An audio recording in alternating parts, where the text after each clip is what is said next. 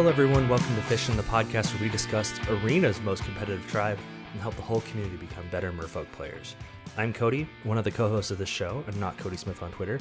And we also have our returning long-lost host, Matt. How are you doing, Matt? I am alive.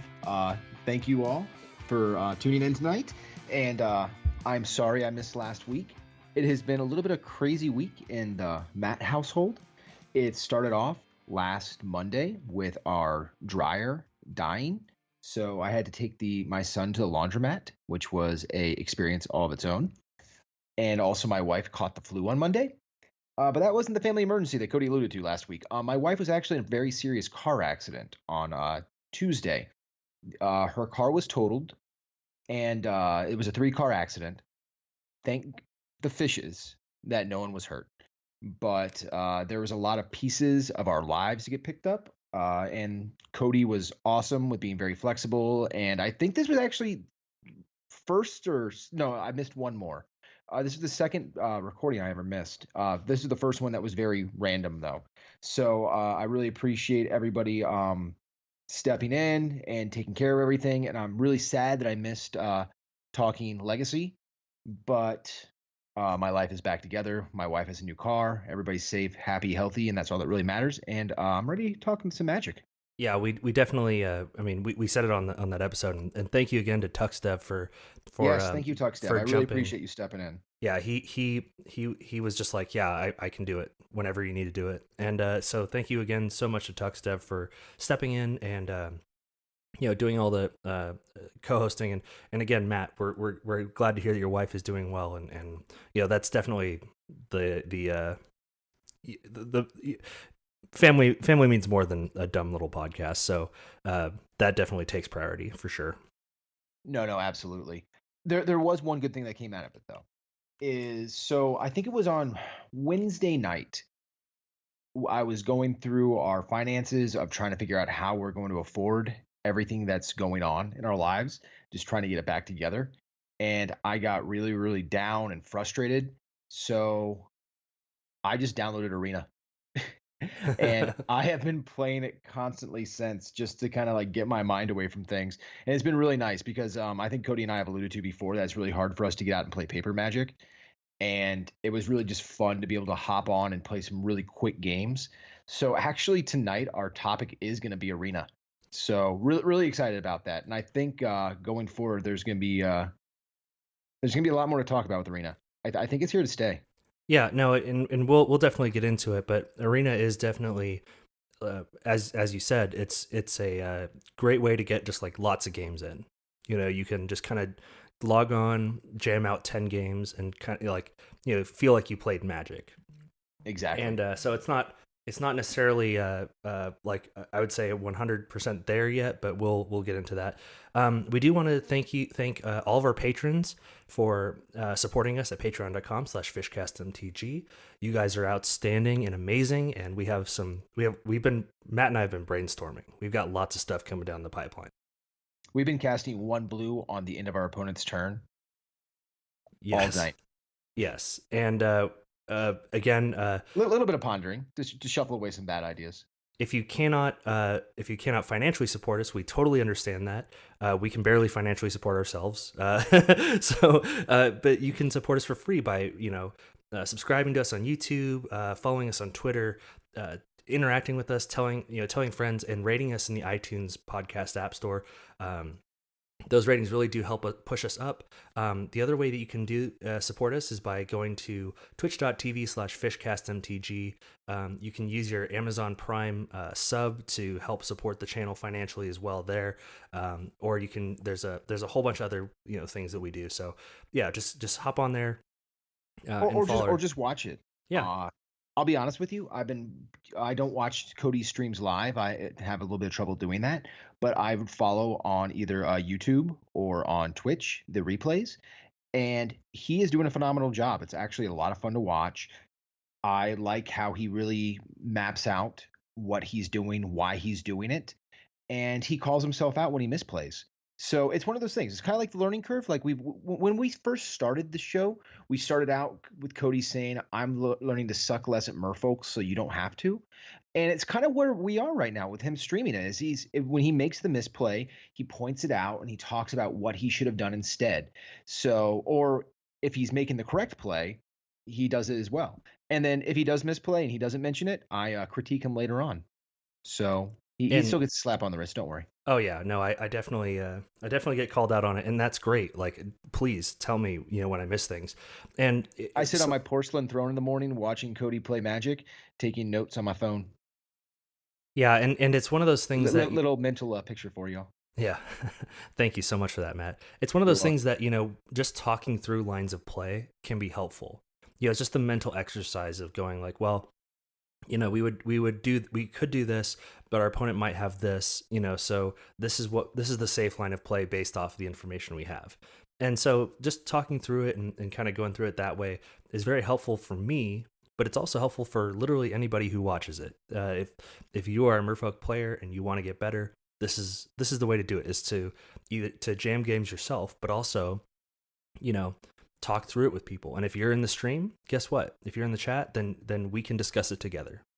And it's super real. Like my favorite thing that happened on your stream, of course, was a misplay, but it was you were doing something in chat, and all of a sudden Jessica came in and started talking to you, and you were trying to talk to her as well.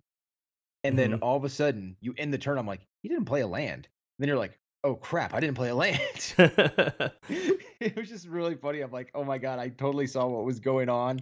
And that's the beauty of like having the camera on you while you're streaming, is that you can kind of like, even though that was like a complete just brain fart, you can tell exactly why you brain farted. Because I've done the same thing, like just playing Magic on Arena actually. If there's just too much going on, like I'll do something really stupid. I'm like, oops. But Yeah. again, I mean, I'm playing some rando without a camera on, so no one really cares. Whereas you're gonna post it online for tens of people to see. Yeah. So Yeah. But yeah, so all those leagues are going to our YouTube, yeah, youtube.com/fishcastmtg. And that's where you can review those and leave comments as to where I had lethal at 24 minutes on the first game of our Charlesfolk League. Thanks, Fishfolk. No, I really mean that. Don't take that as a slight. I really do appreciate that. So we're gonna go right into the random Merfolk, and Matt, you picked the random Merfolk because it's today's date. I did. We realized that well, Ford, who was a guest on our show a few weeks ago, we owed him a random Merfolk because we had a patron that week, so we had to bump his number. And he has a lucky number. And we wanted to make sure he got that lucky number in. And as our show was starting, both Cody and I realized we forgot what Ford's lucky number was. So I Sorry quickly about picked, that, Ford. yeah, Ford, we will get you next week. We'll contact and make sure we get your lucky number. But I was like, pick the 14th. Today's the 14th. So our random Merfolk today is Buoyancy. So Buoyancy is an enchantment. It's 1 blue and 1 for an enchantment aura from the Merfolk Masks block. And it has flash, enchanted creature has flying. And the reason it's on our random Merfolk is that there is Merfolk in the art. And this art is incredible. It's got Guile from Street Fighter with his back turned to us. And there is a Merfolk in a bubble floating towards him with his giant trident ready to impale him. With like a giant trident Hadouken. It's going to be amazing. And great art by Jeff. Yeah, Jeff Miracola. Thank you for putting this art on this card. And the flavor text I think is really cool too. Sparazian merfolk become legend on land, but some find it quicker to bring the water with them. Yeah, no, this card, I mean, realistically, I wouldn't be opposed to playing this in a like Merfolk EDH deck, because giving your Merfolk some evasion would not necessarily be a bad thing. It has flash, so instant speed, and it's a common from Mercedes Masks. I mean, this is gonna be one of those cards that you play it, and the opponent's just gonna look at you and like reach across the table and turn the card around to read it. Yeah. So, one printing, and you can get your foils for 34 cents. Hey, So, let's do it. Let's get some no, foils. I can. I'm totally imagining Cody going and buying this thing out. I might get a playset of foils just because of the art, but definitely, I don't know if I could really see playing this card. It's pretty good, and It's totally a flavor one in EDH though. oh yeah, Like and if you're playing just like an intentionally medium flavorful Merfolk deck, I think you totally play it. well, I mean, yeah, it's a fun card. I again, maybe It's not got super Guile from Street competitive. Fighter on it. Yeah, yeah, and that's the best part about it, I think. Yeah, probably.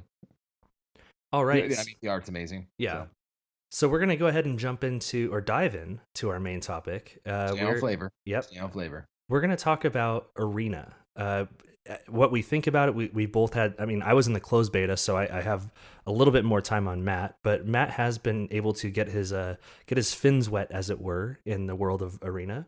And we're just going to talk about things that we like about it, maybe things that could see some improvements, and then we're also going to discuss the Merfolk base deck that you get, just by completing the tutorials, and we'll talk about in the future. We'll talk about like upgrading the deck, and it's actually not that bad of a deck out the gate, I don't think. No, no, no. So let's start out with this arena in general. I've been playing since Wednesday, and I've been grinding a ton of matches. I'd give it a solid A- at this point. I'm really, really impressed. Yeah, So but so let's start off with just gameplay. So like, you've put no money into the game, right? Like you're just starting out. You downloaded it for free because it is free. It's only on PC, but it is free. correct. And yeah, so take it away, Matt. What do you what's your initial impressions? So as anybody who's listened to the show before knows, I don't play MTGO. I had downloaded MTGO back during original Zendikar. I played a few drafts, and then I realized how expensive it was getting and how much it was hitting my wallet. Let me rephrase that. My girlfriend at the time, who I'm now married to, found out how much I was spending on it and how much it was affecting our wallet. So she made me stop. So flash forward a few years, I haven't been playing Magic Online. I'd only been playing in paper. The only time I played online was I played the original Duels of the Planewalkers game, and I actually had a ton of fun playing that. I played it on my PlayStation. I was playing the stock decks because that's all we had. You couldn't make edits to them, but it was still a lot of fun. I'd be playing people, and it was just great. Unfortunately, they didn't keep that version going. Every year we got a new Duels of the Planewalker, and you had to rebuy everything, and it just didn't make any. I got really frustrated because I spent a lot of money and a lot of time building up the first one, hoping that they would just release expansions that I could build upon, and that was not the case. So all of a sudden, I wanted to keep playing the version that I spent a lot of time and effort into, and no one was online to play, and I held on for a lot longer than a lot of other people did. But eventually, I'd go in and be like, "Game," and they're just literally it was just me in there by myself, waiting for somebody to join. But they were all playing more recent versions. Yeah.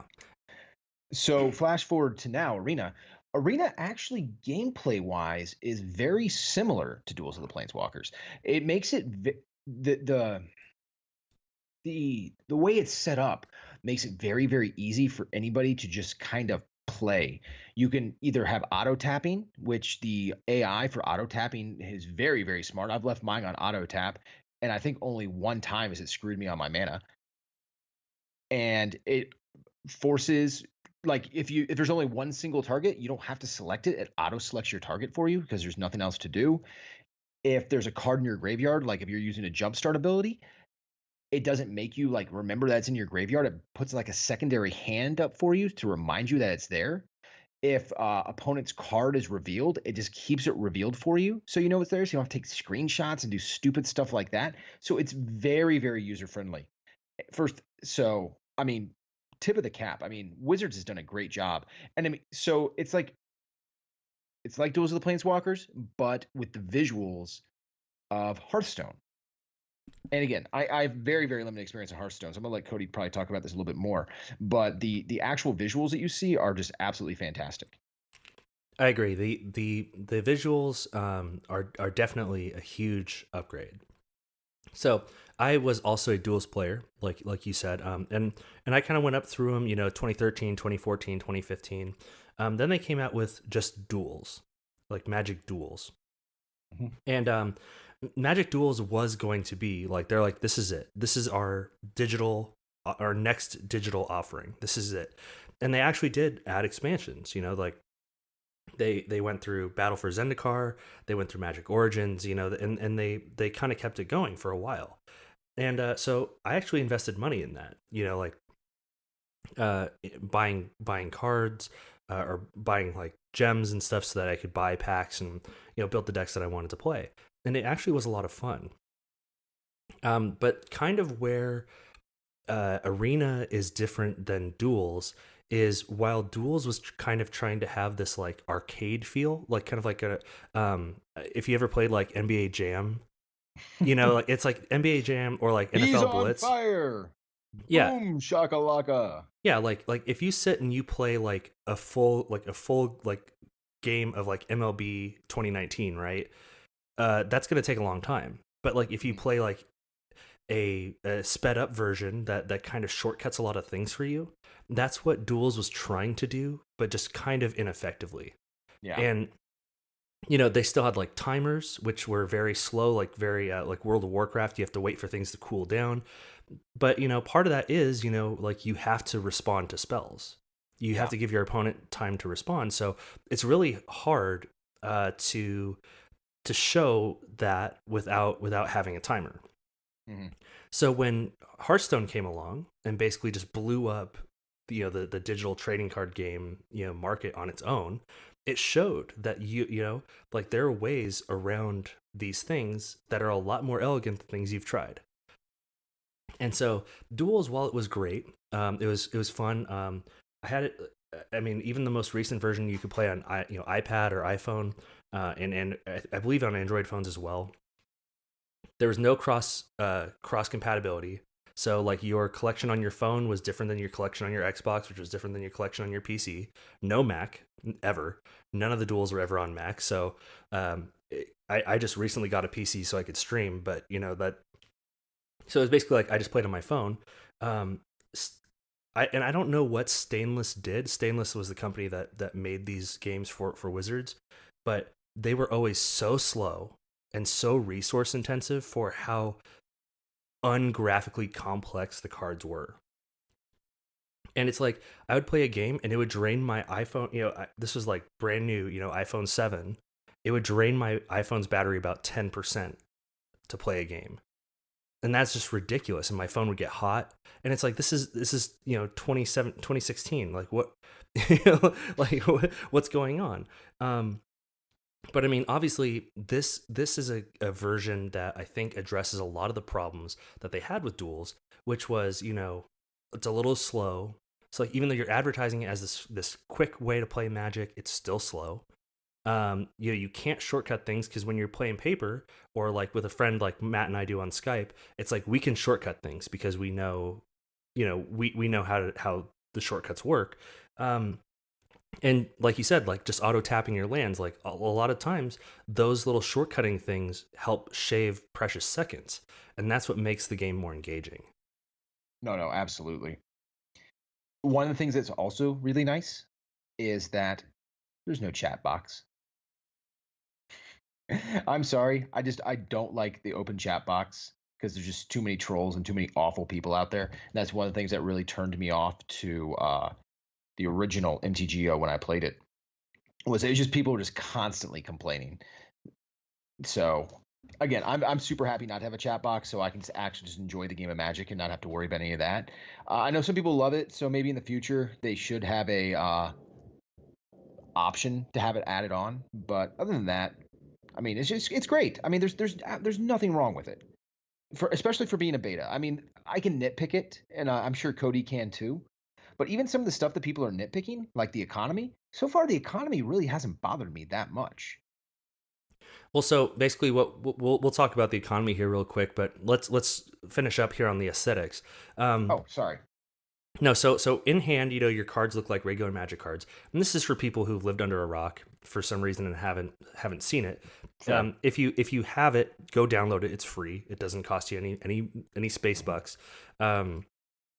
And when the card goes onto the battlefield, it's just the photo of the card, the art, and like the CMC and the power toughness, basically. And so it makes things a lot cleaner, on the battlefield when things are attacking. They're moving very fluidly. Mhm. They run into each other. There's explosions. It's like it's engaging.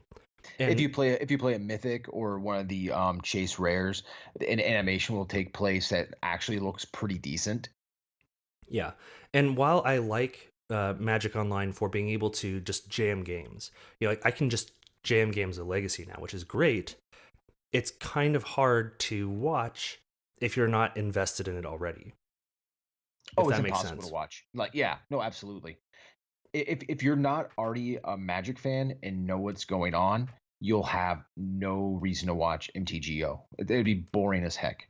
But Arena, on the other hand, because there's so much going on, it keeps you engaged. So, like, I can imagine my son watching me play, even though he hasn't yet, and probably be fine with it because there's enough explosions and bright lights and things going on that it's just fun for him. Yes, I mean you touched on it. Just like when I cast Silver Go Adept, let's say, if there's only one Merfolk in my hand, it just selects it because there's Mhm. no other possible choice, and just like little things like that Yeah, like just kind of well, help. like for example, Silver Go, when you play it, uh, a box will pop up before your lands tap, and you'll have a choice: play it with revealing or play it without revealing. And if you try to, and one will be marked off, like if you don't have a Merfolk in hand, it'll auto say you have to play it for it's the 5 mana. Yeah, so it cuts down on the mental shortcutting that you have to do by just like presenting it to you, and it makes it a lot easier. And you also get rewarded for playing quickly.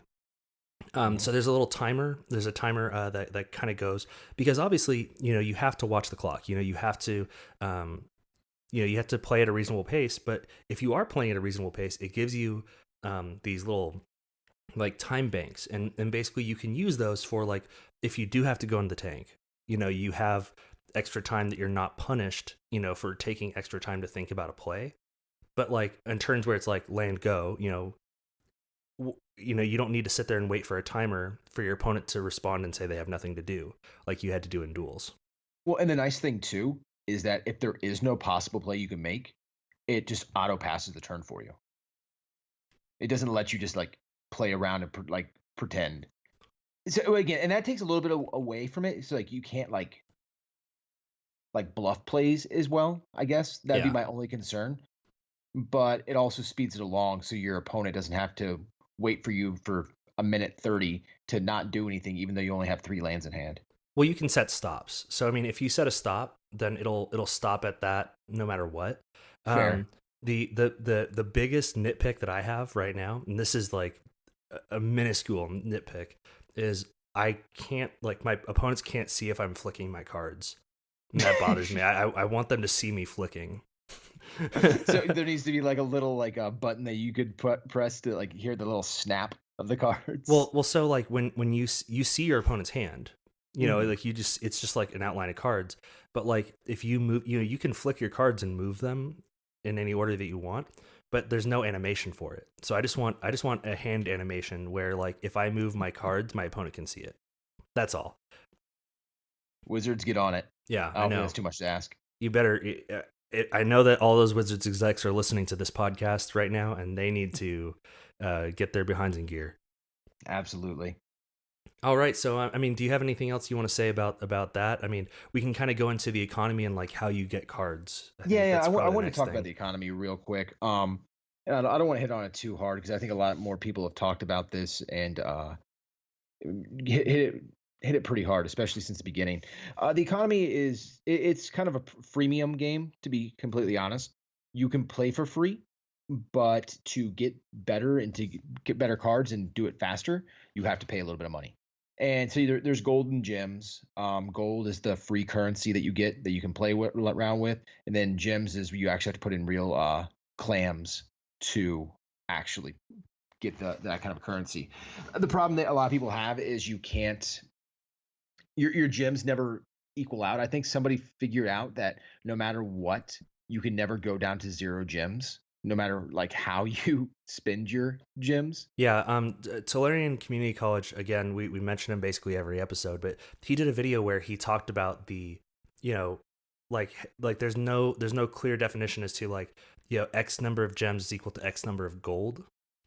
And Correct. so like that the problem is like, you can't ever say like, oh well, if I buy $20 worth of gems, then I'll have enough for, let's say, 10 packs, and I'm making these numbers up, so don't, but then I'll still have like 100 gems left, which isn't enough for anything.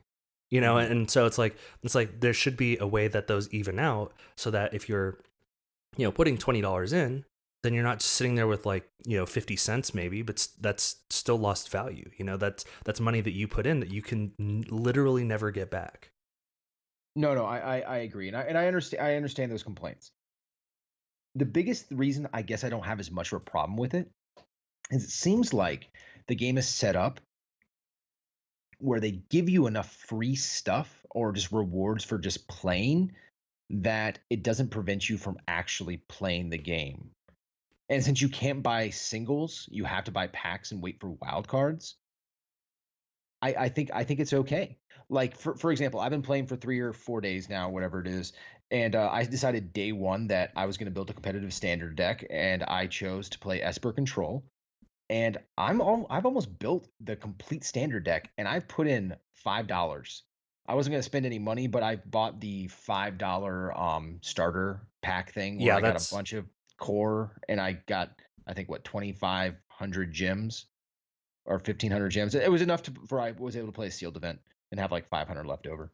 yeah, no, it's a good it's a good uh it's a good value. So like it's $5, and you get it, like you said, you get enough for a sealed event and a couple boosters. And Mhm. if you it's kind of like on MTGO, where you get more gems, the better you do. And so you could, in effect, get another sealed event or get another, competitive league, Correct. your prize winnings. As long as you keep doing well, then basically you just kind of keep going. But it's not like MTGO where you can actually easily do that or a little bit easier do that. The prize payouts aren't nearly as good here in Arena. But again, I think because they give you so many free cards throughout the day. Like I've cracked tons of packs just by doing the basic daily like challenges, and it forces me to play other decks too. So because like sometimes it's like you have to play 40 green cards, and I'm like, well, I'm playing Esper Control right now, so I guess I'll pull out the mono green deck that they gave me, and I'll just play green for a few hands and get my free 750 gold, and it's 1,000 gold for a pack, so I'm right there almost to cracking a pack. Yeah. So that's actually one thing. So we're going to be putting up some arena videos coming up here, and there's a video where I cracked just shy, or maybe just a little over 50 packs, and I bought the $5 intro thing, and I think I bought $20 worth of gems, and bought a bunch of packs with those to basically just to build up for content reasons. Us, we want to not just be stuck with the base Merfolk deck, but we do want to bring you guys some Merfolk content. Um, and you know, I was able to get a lot of packs just from grinding. Like, yeah, I did buy packs, but like you said, you know, oh well, now they've got a one of the quests is you have to use a black red deck. Okay, Mhm. well, guess what? I've got a black red deck, and I don't need you don't need to be good at that black red deck, and that black red deck doesn't have to be overpowered because it's like you know cast 15 black or red spells, and so it's like, yeah, I can spend Just play Magic. 10 minutes. Yeah, I could just spend 10 minutes and get half a pack basically for doing that. Yeah, so and that's where I understand some of the financial issues, but again, these are also people, and there's nothing wrong with it, but they want multiple standard decks and they want them immediately to make content, and especially getting mythics is very difficult. So you're gonna have to crack a ton of packs, which is gonna be a ton of real clams, and they can be an issue. But for someone like me who's not trying to build 5 or 6 standard decks immediately, have play sets of every single card, Grinding it out is not an issue. Like, so I don't have the full Esper control deck yet. I'm short 2 Tefris and I'm short the Chromium.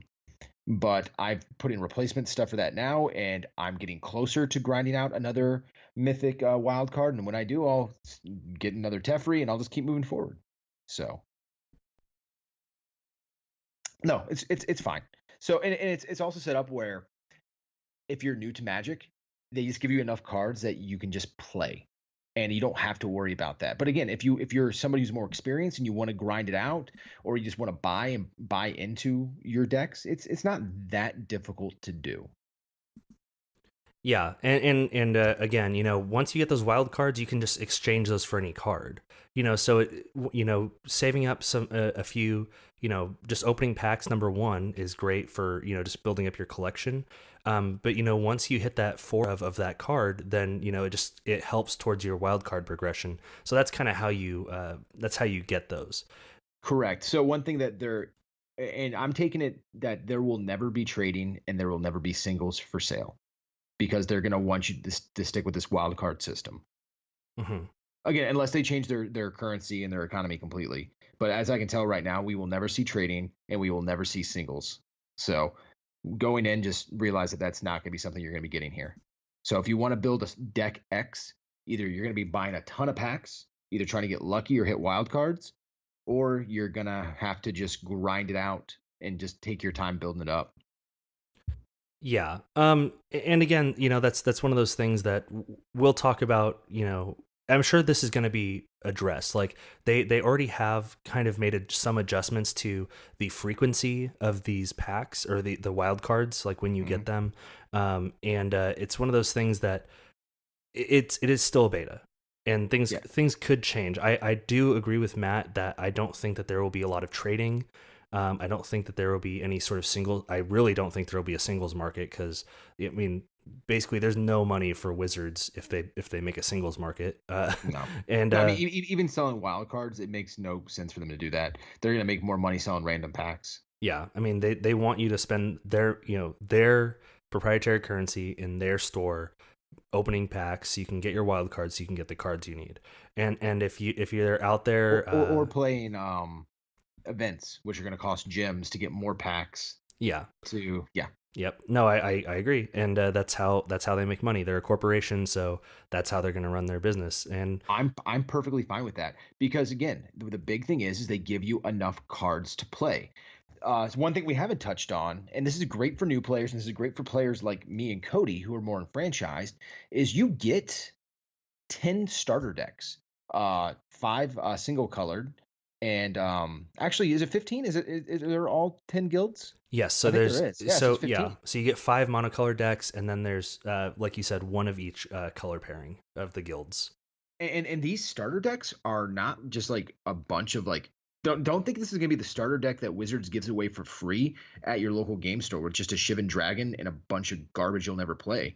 I mean, there's mythics. These are legit decks you can play. Like one of the decks has History of Millennia in it. You're getting some legit stuff. It's going to have some of the Dominaria lands. What are they called? The buddy lands. What are we calling those things now? So the check lands. When they enter, they check to see if you have like a mountain or a swamp, like Drowned Catacomb, things like that. Yeah.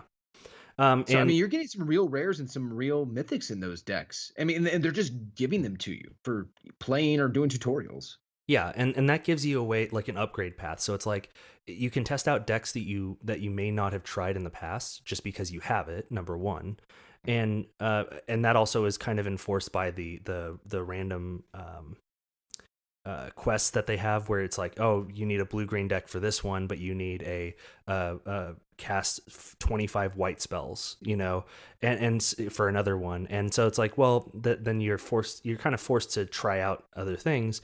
Or you just not take the free the free gold. Yeah, or the just free pack or the free card, whatever they're going to give you. Yeah.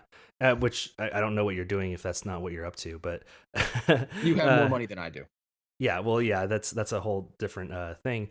But one thing that I like is it gives you like a baseline of what each kind of deck does, and then so like we're gonna talk about the Merfolk deck, the River Heralds here in just a moment.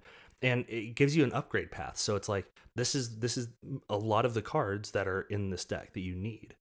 But guess what? If you have, extra, after you've done all your intro things and you've gotten your first couple packs and you got a few wild cards, you know what? This card is actually pretty good, and maybe you want a few more of these in the deck. And so you can kind of start swapping things out, get better cards for your deck, upgrade your lands. And those decks aren't like set decks like they were in Duels of the Planeswalkers. Like they give you that deck, and you can immediately go and edit it and take out all the stuff you don't want and put the stuff in that you do want. Yeah, and the editing features are pretty easy. I haven't had too much trouble. It took me a second when I first started. Yeah, but as soon as I figured it out, it was real simple.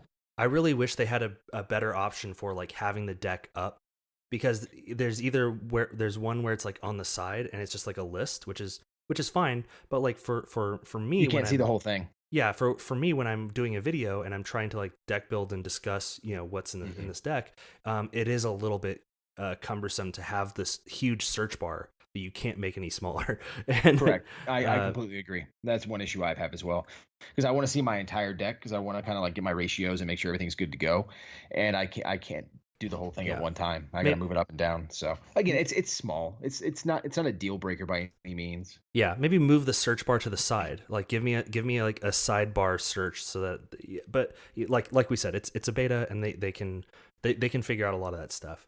So I've got the deck list pulled up, and I know you do as well. Yeah, real quick. Let's just hit our pet peeves real before we move on. Okay.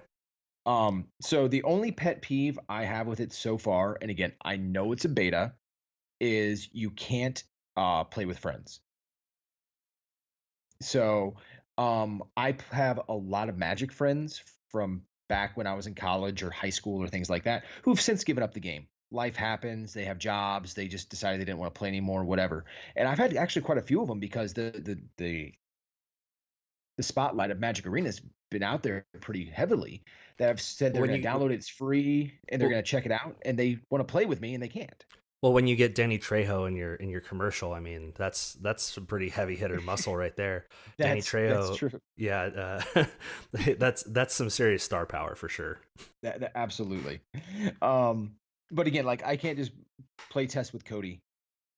So that's my one pet peeve. And again, realistically, like I don't know how, if it would affect their gameplay too much. Like if you wouldn't be playing or spending money because you'd be playing your friends too much. I don't know if that's what they're afraid of or what, but I think that's something they're really going to need in the future, because I probably have some friends who are not going to play nearly as much because they can't play with me.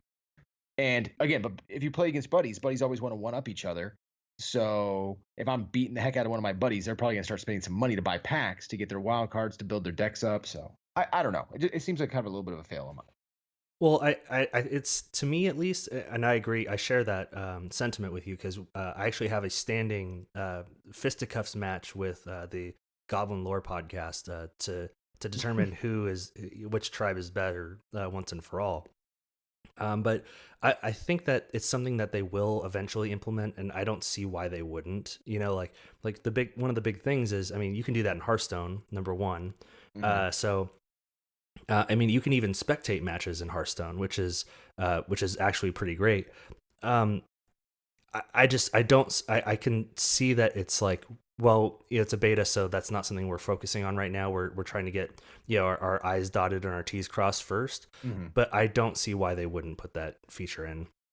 And one thing to add to that, actually, Matt, before we move on to your next pet peeve, is like you said, having a chat was kind of annoying, because you're playing against random strangers that are jerks and say terrible things. I've shared a few things some messages that I've gotten in the chat, and it's quite fun. But like, if it's me and you, I wouldn't mind chatting with you, because I know. I can tell, I can infer tone a little bit better, so I could see them implementing some sort of chat function with buddies, so it's like, 100%. When you're talking when I'm playing Matt and we're sitting across the digital table, and I could be like, yeah, take that. And like, he wouldn't, you wouldn't see that as like, man, what a jerk. Like, or I wouldn't tell Matt to like, jump off a cliff or anything like that. So I think that it could be like, well, you could use the little emotes that they have for now, for random players, but against friends have chat. No, absolutely. I mean, and I think that's really the only pet peeve I have with the interface right now, how they have it set up. So nothing too bad. I am curious how they're going to handle Eternal play in the future. Well, I mean, and this is how Hearthstone does it. They basically have two formats. They have an Eternal format, which is just like everything that's ever been printed in Hearthstone. And I mean, it has its own ban list, but and Sure. cards that are restricted and whatnot. So like, it's just like this is from the beginning of Hearthstone on, and then they have Standard, which is just cards in the last 2 years, Yeah. plus core set. So like, I think that they could just go, all right, Just it's steal Ixalan that. on. Yeah, it's just like for right now this is all we have. We have Ixalan up through Return to Ravnica. So there's nothing to change. It's all standard legal. But when Ixalan does rotate out, they could just go, here's Arena Eternal. Yeah, and this is kind of what we've talked about in the past. If is that this might be the new modern that we get, even in paper, is being the Ixalan forward because that's where the delineation line is in Arena. So we'll see. Again, I don't want to see Legacy in Arena. I really don't want to see Modern in Arena. I think that's going to cause too many issues with how you're going to obtain those cards and the way some of those cards gameplay would affect how the software runs. So I'm perfectly fine with this just being Ixalan forward, and I wouldn't even mind having like a popper version of just Ixalan forward and having some of those formats come into it as well. Yeah, there's some Singleton is pretty popular. I haven't gotten a chance to try that out yet, but I did brew a Merfolk Singleton deck, which is basically Brawl just without the Brawl commander and all the weird And in Singleton, you Brawl can play rules. without gems. Yeah. So You can play that for gold. and it's one of those things that there's possibilities for new formats, but like you said, this could be like a new modern where if somebody gets into Magic playing Arena, and then they go, well, oh, I want to build this deck, in paper, and I want to go to FNM and play it, and then guess what? Like when somebody tells them, oh, you can't play that deck anymore, but there's this format that does XYZ, and it's all these cards plus everything that's going to be ever printed ever. Like that could be a good way for them to kind of go, all right, yeah, we have this new format called Arena Eternal, and it's the new modern, and that's just how it is. So it's possible that could happen as well. Modern shifts down to Legacy. Legacy shifts down to Vintage, and Vintage no one's playing now anyway, except for like 3 Saudi princes and Rachel Agnes. Yeah. So well, actually, a couple weeks ago, Merfolk went first in the Vintage challenge. So we've been talking offline. I'll say it right now. We're gonna do a Vintage episode sooner or later. And if null rods weren't so expensive online, I eventually will eventually get the pieces for Vintage Merfolk, and we will play some Vintage Merfolk. It probably won't be very often, but unless you guys like it. If you like it, then I'll play more Vintage. But I mean, when Black Lotus costs $20, it's a lot more tolerable than shelling out several thousands of dollars for one Black Lotus. So yeah, so we're gonna go over the deck here real quick. The Jungle Secrets. It's the blue green Merfolk precon deck. Starting off with the lands, it's pretty basic. 11 forests, 9 islands, a hinterland harbor, which is the one every one of those decks comes with one of the check lands if they have it legal. And basically, it's just a land that comes into play untapped as long as you control a forest or an island, and 4 woodland streams, which is just it comes into play tapped, untaps, and then taps for blue or green. You get a free hinterland harbor. It's awesome. Yeah, so. And that's what you're going to be playing that in the deck if you ever want to upgrade it. So you get one of your duels is free. So yeah, awesome. and you're going to get 3 more if you're going to upgrade it. And then ultimately, when what's the Simic Shockland Breeding Pool. Breeding Pool. When that Breeding Pool becomes standard legal, you'll add 4 of those as well. You're also probably going to upgrade to 4 of Unclaimed Territory. It's basically a dual land in your deck, so Fair. Go for it. So then there's 6 Instants, there's 3 Disperse, and 3 River Herald's Boon. I think these cards are fine. Again, this is kind of an intro deck, so it's just kind of playing into like this is a tempo deck. and these are kind of cards that kind of help you with that. Combat Yeah. tricks. Well, and then also being the Ixalan Merfolk deck, there's a lot of that 1/1 counter stuff going on too. So the River Herald's Boon, which is 1 green and 1, put a 1/1 counter on target creature and a 1/1 counter on one target Merfolk. So I mean, you're getting some value out of this, especially in this deck. Yeah, no, and again, combat tricks and disperse is a bounce spell, so it returns a non-land permanent, which is really important to its owner's hand. And it has 2 sorceries, which are just 2 of sleep. Tap all creatures target player controls. Those creatures don't untap during that player's next untap step for 2 blue. And you're swarming in this deck, so that's really good because Yeah. especially if they're like if you're stalling out, you have a bunch of creatures, but they have a bunch of creatures. They have like 1 or 2 big creatures. This is where you just tap them down. They can't untap, and you get at least 1 or 2 swings in, and you can just finish them off. Yeah. So going down the creatures here, we have 27 creatures. 3 of Jade Bearer. That's 1/1 for green. That when it enters the battlefield, you put a +1/+1 counter on another Merfolk you control. We have 3 of Kumena Speaker, which is a staple in Swolfolk. Yep. Green for a 1/1 that becomes a 2/2. 1 Deep Root Champion, which I think is kind of one of the odd cards out of this. It says whenever you cast a non-creature spell, you put a +1/+1 counter on Deep Root Champion, which you only have 8 non-creature spells in this deck. So the reason I think it's in here is 1, it's a rare, and I think they did fill a rare slot, and 2, it's the 1/1 counter thing going on. So it kind of like sets you up that I know this is your preset deck in Merfolk, but if you want to upgrade it to be something different and add more spells in here, maybe put a little more counter control, this is kind of where you'd want to go. So I think it's just Wizards kind of leading the player of this deck down a different avenue of play that they could potentially go down. Oh yeah, I mean it's not terrible, but it's just in its current iteration. I don't think it's great. No. And again, that's a nice thing. It's like this deck isn't like written in stone. When you get it, you can just immediately take them out and put something else in. You could just delete the deck. You could, you really could. You just delete the deck. Go for it. The next one is there's 1 of Deep Root Elite. Deep Root Elite is 1 green, 1 of anything. Whenever another Merfolk enters the battlefield under your control, put a 1/1 counter on target Merfolk you control. So again, I mean, 1/1 counters Merfolk. It's just doing work. You're going to get 3 Merfolk Mistbinders, which is the Simic, 1 green, 1 blue.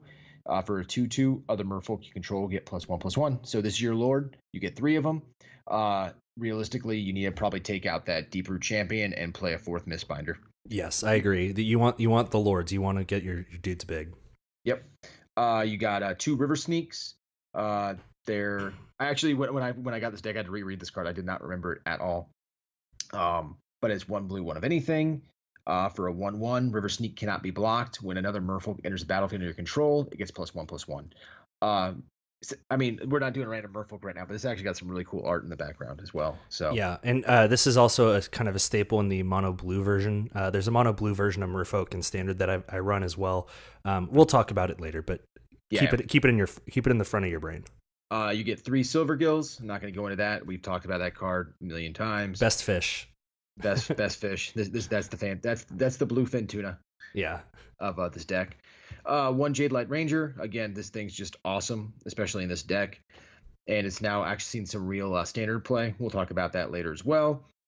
It's 2 green and 1 for a 2/1, and when it enters the battlefield, it explores and then explores again.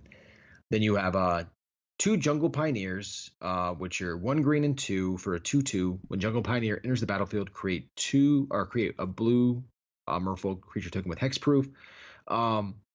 Again, I haven't really edited my deck yet, but this is probably coming out. I think there's just better slots. It does cost a lot, but it helps out with the next card, and also helps with River Sneak. So then you get two Merfolk triggers. So you can fair. There are ways that it does actually help, but it also kind of helps you set up like post wipe or something like that. That now you have 2 bodies instead of none. I see what you're saying.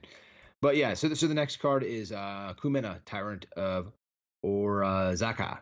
I'm probably butchering that. I don't really care, but it's your mythic. So every deck comes with actually 1 mythic, and usually, from what I've seen, I think I've gone through all the deck lists now. Your mythics are actually really good. So yes, they've done pretty good with these. Yeah, so Kumena is Simic, so 1 green, 1 blue, and 1 for a legendary Merfolk Shaman. He's a 2/4. Tap another untapped Merfolk you control. Can't be blocked. Tap 3 untapped Merfolk you control. Draw a card. Tap 5 untapped Merfolk you control. Put a 1/1 counter on each Merfolk you control. So I mean, he's just Value Town USA. I mean, he's amazing. I mean, he's essentially just a crappy planeswalker. Yeah, he's a Carpy planeswalker. Oh, sorry, he's a Carpy planeswalker. So I mean, if you were taking those tap abilities out and putting a 1, 2, and a 5 right there, I mean, he'd be actually an incredible card. Yeah, I mean, so it's like if you have a Jungleborn Pioneer, you play the Jungleborn Pioneer, then you play your Kumena, then you can keep up your creatures to threaten blocks, and then draw a card at the beginning of their end step, which is great. There's just lots of things that Kumena can do. So great card. Yeah. So to finish it out, we have 3 Water Trap Weavers, 1 blue and 2 for a 2/2. When it enters the battlefield, tap target creature an opponent controls. It doesn't untap during the next untap step. 1 Herald of Secret Streams, another rare. 1 blue and 3 creatures you control with 1/1 counters on them cannot be blocked. He's a 2/3, so that's actually incredible in this deck. 1 Seafloor Oracle, another rare. He's 2 blue and 2 for a 2/3. Whenever a Merfolk you control deals combat damage to a player, draw a card. And then 2 Tempest Callers.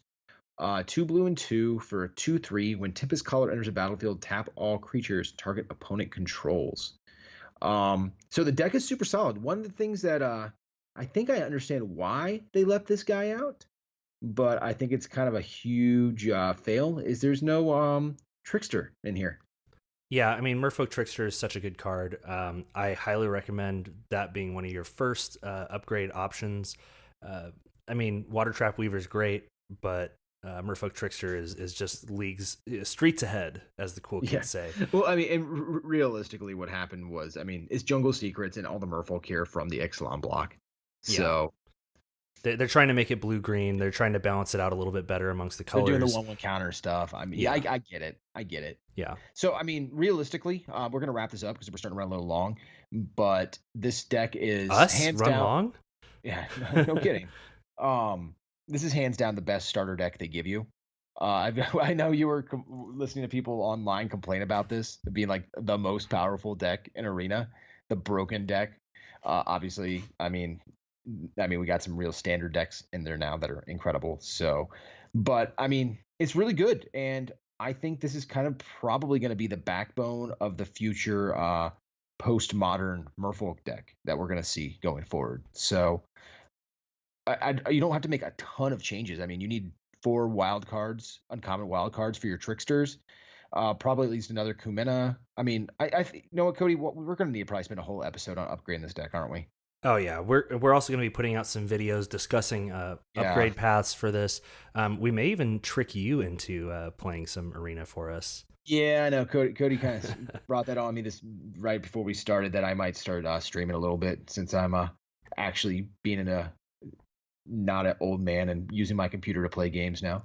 So. Well, you don't even need to really stream. It's just a record. We'll talk about it later. But yeah. Hopefully I might do some streaming. You might see me a little bit. Well, thank you everybody for listening. And again, we'll come back to this. We'll touch on the Merfolk deck and Arena. It's definitely Arena's here to stay. So we're going to talk about Merfolk there. Yeah, and Noah, it's just good for Magic in general. Arena's awesome. Standard so far has been awesome. I mean, Wizards is just doing a really good job. So, you know what? For as much hate as they gotten over the last couple years for bannings and everything else, I mean, rotation changes, player compensation, and we could go on and on about all the things that happen. They've taken their lumps and they've taken them in stride. I'll give them that. Good job. Everything's been. I mean, you're all aces right now. I mean, Dominaria has been awesome. The Ravnica's been awesome. Arena's been awesome. So keep up the good work. Give credit where credit's due. And remember, you can reach out and talk to us about this and any other topic that you wish to talk about on Twitter, Instagram, or Facebook is at fishcastmtg. Individually, I'm not Kody Smith on Twitter. And where can we find you, Matt? I'm at Matthew Caudil 8, but you're going to find me playing Arena, so I'll be on Twitter even less. And if you have a longer form question or anything you want to discuss with us in a semi-private matter, feel free to email us at fishcastmtg@gmail.com. Our cover art was made by Tessa and Hunter Pruitt, and our stream and other assorted artwork at twitch.tv/fishcastmtg was done by Ishton on Twitter. Go follow Ishton. There's so much good art coming out of Ishton. It's insanity. No, I mean, I'm super impressed with everything he's done. So yeah, go follow that guy. And if you like what we're doing here, please rate and subscribe in the Apple or Google Play podcast app, as well as find us on Patreon at patreon.com/fishcastmtg. Thank you very much for your time whenever you're listening to this, and we will see you next week. I'm about to go play some arena. Have a good night, everyone.